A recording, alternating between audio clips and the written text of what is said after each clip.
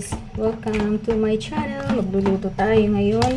Minarinate ko to guys sa oyster sauce.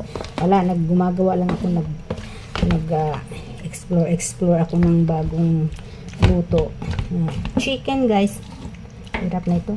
Ako na may hawak ng ng camera. Ako pa ang yan. Wala na sa ayos yung camera. So, kanina ko pa to minarinate. Tapos ngayon, tayo ay magpainit ng mantika.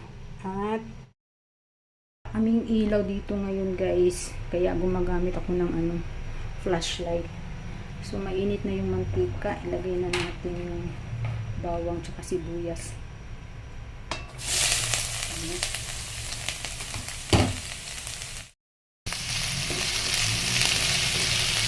Bisa-bisahin natin yung bawang at sibuyas.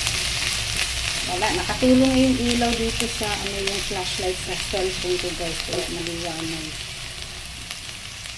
So, ilagay na natin itong ating marinated chicken. Oyster sauce lang nilagay ko dito guys. Igisa na natin. Hindi ko alam dito anong tawag sa luto ko. Kung adobo ba o stir fry ba? Ano ba? Hindi ko alam kung stir fry chicken? Adobo ba? Hindi ko alam. Hala na nito anong kalalagasan nito.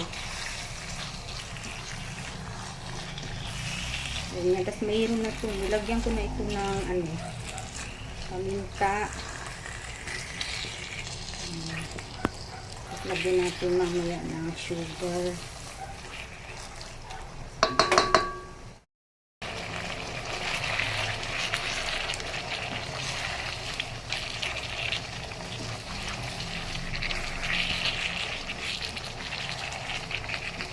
Hindi ko alam talaga yung tawag sa luto ko guys.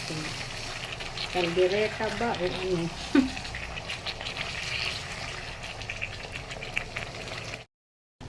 Lagyan natin uli ng oyster sauce guys. Lagyan natin ng suka.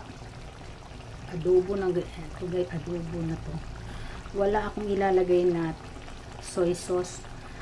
Lang siya, oyster sauce lang guys. Yan, konting suka guys.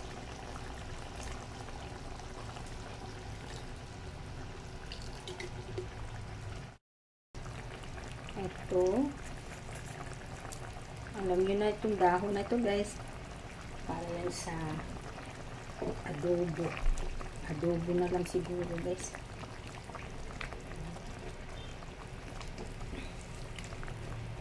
Tapos lagyan natin konting asukal na manamis-namis. Asukal. Medyo manamis-namis. So, nilagyan na natin. So, alambutin na natin yung chicken guys. I-simmer natin for ilang minutes lang. Depende sa inyo guys. Ay, gusto ko kasi yung talaga malambot. Ayan guys. Tapos na. Tapos na ating sarap ng natin. Yung sabaw niya ang lapot ng sabaw niya guys. Thank you for watching guys. Let's eat for dinner guys. Adobong manok in oyster sauce. No soy sauce. Oyster sauce lang ginamit. Bye!